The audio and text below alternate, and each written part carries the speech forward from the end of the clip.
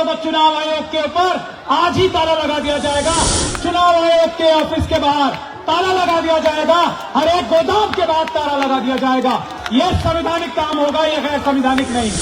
हम वकील ये वादा करते हैं कि आपकी ढाल बनके देश के मालिकों, देश की जनता के सामने खड़े रहेंगे। किसकी मजाल है जो देश की जनता को उंगली लगा ले। कहा कि सुप्रीम कोर्ट आरएसएस के दबाव में है, बीजेपी के दबाव में। सुप्रीम कोर्ट के जज जो जनता के नौकर हैं, सभी संवैधानिक कोर्टों ने यह कहा है कि ईवीएम एक धोखा है। चुनाव सिर्फ और सिर्फ पेपर बैलेट से होने चाहिए। पीपल्स एक्ट का धारा 61A ध्यान से पढ़ ले, उसमें यह साफ लिखा हुआ है कि मतदान पेपर बैलेट से होंगे। ऐसा कहीं नहीं है कि ईवीएम से ही चुनाव हो सकते हैं।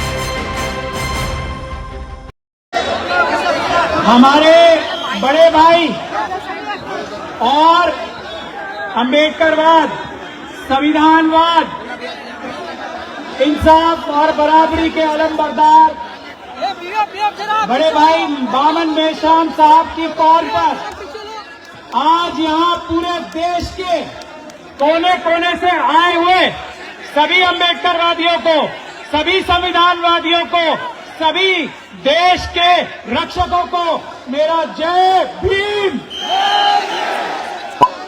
जय भारत, जय संविधान और अस्सलामु अलैकुम रहमतुल्लाह।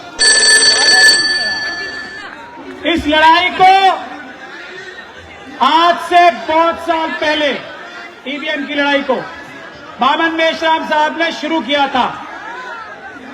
सुप्रीम कोर्ट से लेकर अलग अलग हाई कोर्ट्स में शुरू किया था। हम लोगों का तब भी, जबकि मैं सुप्रीम कोर्ट में प्रैक्टिस करता हूं, ये मानना था कि सुप्रीम कोर्ट आरएसएस के दबाव में है, बीजेपी के दबाव में है। सुप्रीम कोर्ट से फैसला तभी आ सकता है जब सुप्रीम कोर्ट से बड़ी अदालत, जो कि जनता की अदालत है, वो सड़कों पे आके ये फैसला कराए कि सुप्रीम कोर्ट के जज जो जनता के नौकर हैं, वो जनता की आवाज पे वही फैसला करें जो पूरी दुनिया के सभी संवैधानिक कोर्टों ने ये कहा है कि ईवीएम एक धोखा है। चुनाव सिर्फ और सिर्फ पेपर बैलेट से होने चाहिए। यह फैसला जनता की अदालत ने तय किया। यही फैसला सुप्रीम कोर्ट को भी जल्दी से जल्दी करना चाहिए। आज धारा 144 के बावजूद, सारे दिल्ली के बॉर्डर्स पे पुलिस के बावजूद, ये जो लाखों लोगों का जन सैलाब आया है देश के मालिकों का, ये इस बात को दिखाता है कि इस बार चुनाव और इसके बाद हर बार चुनाव ईवीएम से नहीं, पेपर बैलेट से होंगे। हम अगर बामन मेश्राम साहब और यहां बैठे हमारे सभी साथी, हमारे ईवीएम हटाओ संयुक्त मोर्चा के भी सभी साथी यहां पे मौजूद हैं, हमारे देश के कोने कोने से आए हुए बहादुर नेता जो असली नेता है वो सभी मौजूद हैं। अगर वो आप आज ऐलान करते हो तो चुनाव आयोग के ऊपर आज ही ताला लगा दिया जाएगा। अगर वो पेपर बैलेट से चुनाव कराने के लिए तैयार नहीं होता, देश के हर एक चुनाव आयोग के ऑफिस के बाहर ताला लगा दिया जाएगा। हर एक गोदाम के बाद ताला लगा दिया जाएगा। यह संवैधानिक काम होगा, यह गैर संवैधानिक नहीं। मैं एक बात ये कहना चाहता हूं कि ये पुलिस जो आप लोगों को रोक रही है, गैर कानूनी काम कर रही है। मैंने पहले बोलने की निवेदन भी इसलिए की थी कि आज इस तरह के प्रोग्राम्स को रोकने की पुलिस के पास कोई कानूनी ताकत नहीं है। आज वही केस एक हाईकोर्ट में लगा हुआ है, मुझे यहां से वहीं जाना है। पुलिस ये अपराध करती है अगर आप लोगों को यह रोकती है, ये मैं बताना चाहता हूं। और वकीलों की जिम्मेदारी है ये कि वो ढाल बन के आप लोगों के आगे खड़े हो। अगर पुलिस कोई गैर कानूनी काम आपके साथ करती है, हम वकील ये वादा करते हैं कि आपकी ढाल बनके देश के मालिकों, देश की जनता के सामने खड़े रहेंगे। किसकी मजाल है जो देश की जनता को उंगली लगा ले। किस मोदी सरकार की, किस अमित शाह साहब की हिम्मत है कि हमारी देश की जनता को पुलिस के माध्यम से एक उंगली लगा दे। हम देखेंगे। ये बात आप समझ लीजिए अच्छी से, कानून में कोई प्रावधान ऐसा नहीं है जिससे ये कहा जा सके। मैं सभी लोगों से गुजारिश करता हूं, रिप्रेजेंटेशन ऑफ पीपल्स एक्ट का धारा 61A ध्यान से पढ़ लें, उसमें यह साफ लिखा हुआ है कि मतदान पेपर बैलेट से होंगे। हाँ, ईवीएम से भी चुनाव हो सकते हैं, ऐसा कहीं नहीं है कि ईवीएम से ही चुनाव हो सकते हैं। तो यह बहुत बड़ा झूठ आप सब लोगों के सामने लाया जा रहा है कि कानून में परिवर्तन करना पड़ेगा। किसी कानून में कोई परिवर्तन नहीं करना पड़ेगा। पेपर बैलेट से चुनाव होना भारत के संविधान में ही नहीं, भारत के कानून में जो पार्लियामेंट ने पास किया है, धारा 61A, मैं सब लोगों को बता रहा हूं, ध्यान से पढ़ें। एक बात ये, दूसरी बात ये, हम इस बात का ओपन चैलेंज कर चुके हैं, आज तक कोई सामने नहीं आया। बावन मेश्राम साहब ने भी 20 बार किया। चुनाव पेपर बैलेट से जल्दी होता है।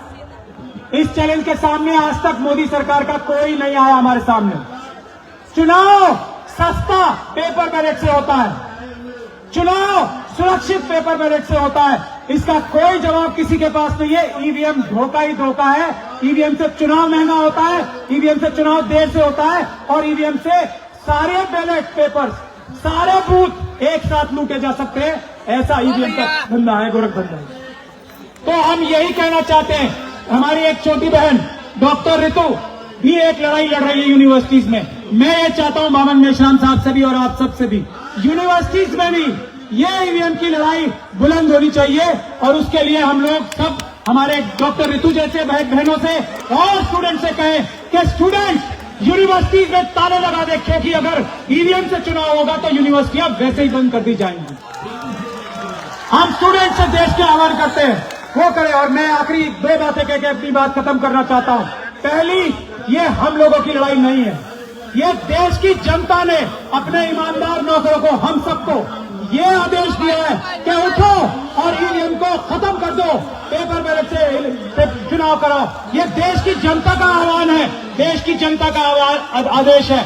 किसी नौकर की, किसी बेईमान नौकर की, किसी प्रधानमंत्री जो बेईमान नौकर हो चुके हैं, किसी होम मिनिस्टर की जो बेईमान नौकर हो चुके हैं, किसी सुप्रीम कोर्ट के जज की अगर वो ईमानदारी से फैसला नहीं करते, किसी चुनाव आयोग की जो बेईमान नौकर हो चुके हैं, उनकी ताकत, औकात और हिम्मत नहीं है कि पेपर बैलेट से चुनाव न करने दे, ईवीएम से चुनाव कराने की जरूरत करे। ये ऐलान करते हैं हम देश की जनता की तरफ से। दूसरी और आखिरी बात, ईवीएम के खिलाफ हम भारत के संविधान और कानून के माध्यम से हम अपने खून से आसमान पर ईवीएम से आजादी लिख देंगे, क्रांति लिख देंगे। चुनाव सिर्फ पेपर बैलेट से होंगे और अपने खून से आसमान पर पेपर बैलेट लिख देंगे। जय भीम, जय संविधान, जय भारत। मूल निवासियों के हक अधिकारों के लिए देश में हो रहे जन आंदोलन की प्रत्येक गतिविधियों की जानकारी के लिए मूल निवासी जन आंदोलन यूट्यूब चैनल को सब्सक्राइब करें, घंटी के निशान पर क्लिक करें। वीडियो को ज्यादा से ज्यादा लोगों तक पहुंचाने के लिए वीडियो पर लाइक, शेयर और कमेंट भी जरूर करें। धन्यवाद। जागो मूल निवासी, जय भीम, जय मूल निवासी, जय भारत, जय संविधान।